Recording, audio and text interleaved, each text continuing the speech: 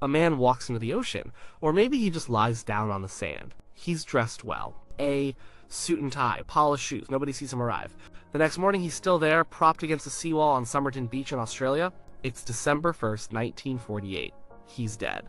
This is where the story usually begins. It's a great mystery. The Somerton Man. His pockets were strange. A train ticket he never used. A bus ticket he did. A comb. Chewing gum. But no wallet. No identification. Nothing to say who he was. Even the tags on his suit were cut out. Someone didn't want him to be known. The autopsy was even weirder. The doctors saw congestion, spleen was huge, liver was a mess. They thought it was poison, but they couldn't find any. Not a trace, it was a poison that vanished. Or it wasn't poison at all. Nobody knew for sure. They just knew he was dead. And he was a complete blank. Then they found the pocket. A tiny hidden fob pocket sewn into his trousers. Inside was a small piece of paper, tightly rolled. It had 2 words printed on it. Tamám Shúd. It's a Persian phrase. It means it is ended, or it is finished. The police were stumped, but a reporter figured it out. The paper was torn from the last page of a book. A very specific book. The Rubaiyat of Omar Khayyam. So the police put out a call. Has anyone found a copy of this book? A man came forward. He said he found a copy in the back of his car. He thinks it was thrown through his window around the time the Somerton Man died. The police looked at the book. The last page was torn out. The scrap of paper from the dead man's pocket was a perfect match. This is where it gets really strange. Inside the back cover of the book, written in pencil, were a few things. There was a phone number and what looked like a code. 5 lines of capital letters. It looked like spy stuff. It was the middle of the Cold War. Australia had a rocket range nearby. The spies were a real thing. Maybe this dead man was one of them. The police called the phone number. A woman answered. Her name was Jessica Thomson. She was a nurse. She lived just down the road from Somerton Beach. The police went to see her. They showed her a plaster cast of the dead man's face and shoulders. They said she looked completely taken aback, horrified.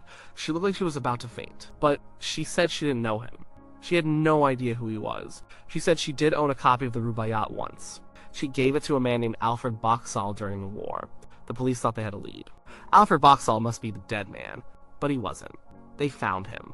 He was alive and well. And he still had the copy of the Rubaiyat that Jessica Thomson had given him. It was a different copy. His wasn't missing the last page. So the dead man wasn't Boxall. But the connection to this woman, Jessica, was undeniable. She was the only real lead they had. But she stonewalled them. She said she knew nothing. The case went cold. The Somerton Man was buried under a headstone that read, "Here lies the unknown man who was found at Somerton Beach." And for decades, that's where the story stayed. A perfect mystery. A ghost on a beach. But a ghost leaves a shadow, and that shadow fell over Jessica Thomson's family. She had a son. His name was Robin. When the Somerton Man died, Robin was just a baby. He grew up in the house near the beach. He grew up with a mother who had a secret so big. It made her faint at the sight of a dead man's face. Robin Thomson lived a whole life. He became a ballet dancer, then an engineer. He got married, he had children. He seemed normal. But he grew up in a strange house. His mother, Jessica, who everyone called Jo, was a complicated woman. She was interested in communism. She could speak Russian. She told her son she knew things she shouldn't. She was secretive, she was intense. His father, Prosper Thomson, was a man Robin didn't much like. The atmosphere in the house was tense, full of things unsaid. As Robin got older, the story of the Somerton Man followed him. People started noticing things. A researcher named Derek Abbott became obsessed with the case. He looked at old photos of the Somerton Man. He looked at photos of Robin Thomson. And he saw a resemblance. But it was more than that. The Somerton Man had a rare genetic trait. His ears were unusual. The upper part, the Simba, was larger than the lower part, the Kabum. It's a tiny detail most people would never notice. Robin Thomson had the same ears. The Somerton Man also had a dental condition, hypodontia. He was missing certain teeth. Robin Thomson had the same condition. The odds of 2 unrelated people sharing these rare traits were tiny. It seemed like proof Robin Thomson must be the Somerton Man's son. It was the theory that made the most sense. It explained why Jessica Thomson was so shocked. The man on the beach was her lover, the father of her child. She was protecting herself, protecting her family, and protecting a secret. This theory casts a new light on Robin's entire life. If this unknown man was his father, who was the man who raised him? Prosper Thomson. What was his role in all this? And what did his mother really know? The mystery wasn't just about a body on a beach anymore. For Robin, it was about his own identity, his own blood.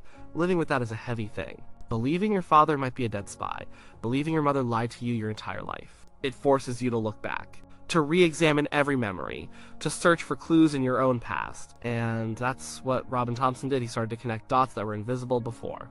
He started to build a story to explain the strangeness of his childhood, a story to explain the darkness he felt in his family. And then he told someone that story. He confessed, but he didn't confess to anything about the Somerton Man. He confessed to something else. Something he believed he witnessed as a child. He confessed to being an accessory to a murder. A murder that, as far as anyone can tell, never actually happened. Here's what he said. He started talking about his stepfather, Prosper Thomson. He painted a picture of a hard man. A man capable of violence. He talked about his mother's connection to communism. He said she was sympathetic to the Soviet Union. He believed she was more than just sympathetic. He thought she might have been involved in something espionage, a honey trap, something dangerous. He remembered arguments, whispers, a feeling of fear in the house. He said he believed his mother was being used by a network, and maybe she got in too deep. He started to form a theory. Maybe the Somerton Man was part of this network, a Russian agent.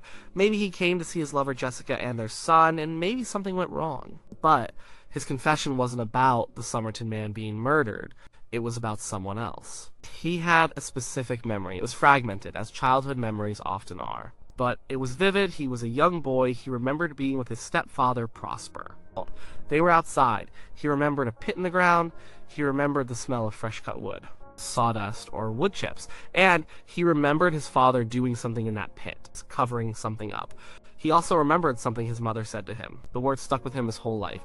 He said she told him, "I've just had your father deal with a man." Deal with a man? For a child in a tense home surrounded by secrets, those words could mean anything. It could mean your father had an argument. It could mean he fired someone from a job. It could mean he told a salesman to get off his property. But for Robin, who grew up under the shadow of a dead man, those words took on a terrifying meaning. He interpreted them literally. His father had dealt with a man. He had killed him. And the memory of the pit with the wood chips, that was his father burying the body. And he, a small boy, had been there.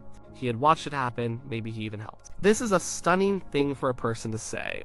To believe your own parents are murderers. To carry that knowledge for a lifetime. He believed his mother and stepfather were part of a dark, violent world. He thought they had killed a man and buried him in the yard. He believed this so strongly that he told the story to interviewers. He was convinced it was true. Why would a man confess to something like that? Why invent a murder? The thing is, he probably wasn't inventing it. In his mind, it was real. He wasn't lying. He was telling his truth. A truth assembled from fragments of memory, suspicion, and a lifetime of unanswered questions. To understand his confession, you have to understand the pressure cooker of his life. First, consider the power of childhood memory. It's not a video recording, it's a reconstruction. Every time you remember something, you change it a little. You fill in the gaps. You interpret events through the lens of what you know now. A young boy sees his father digging a hole and filling it with wood chips.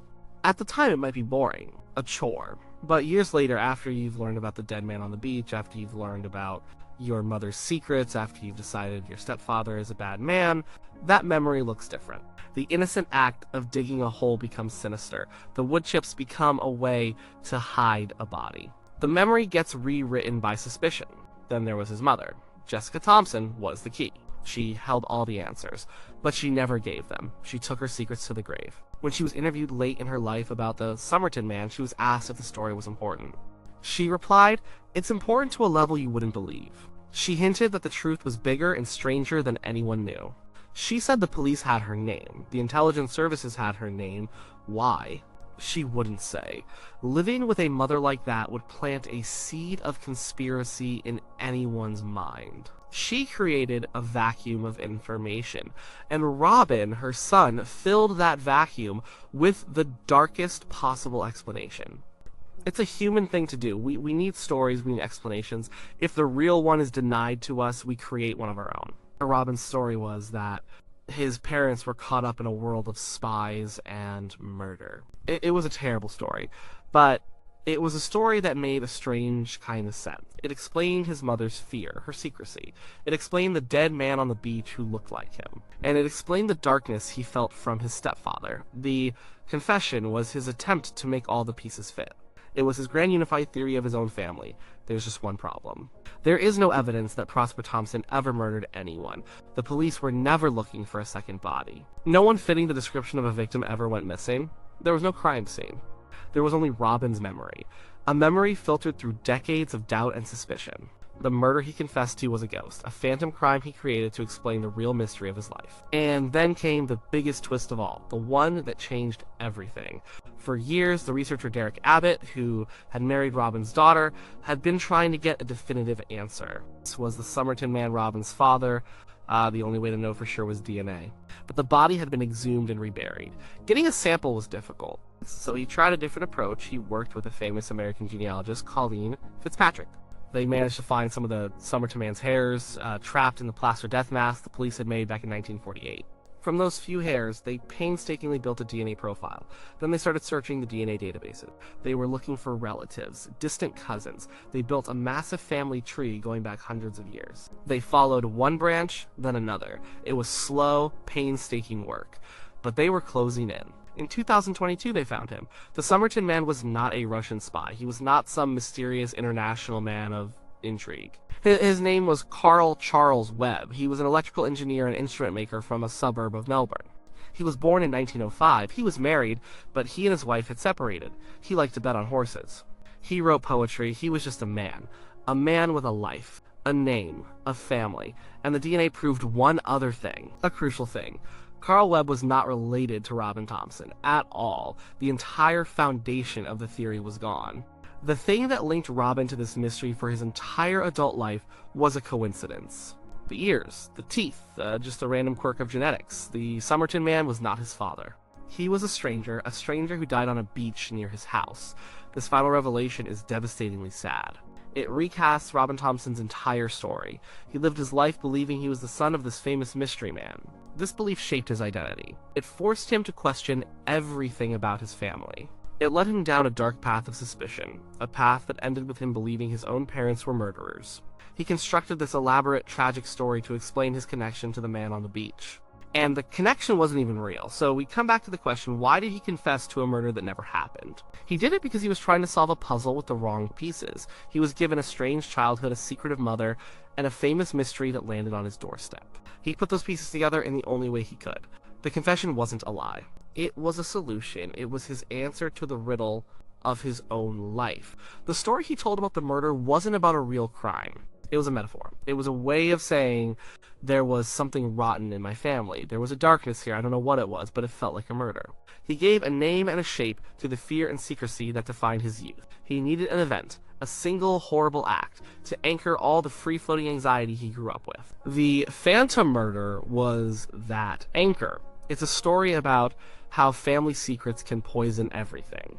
Jessica Thomson's refusal to explain her connection to Carl Webb created a wound in her family. Her son spent his life trying to understand it.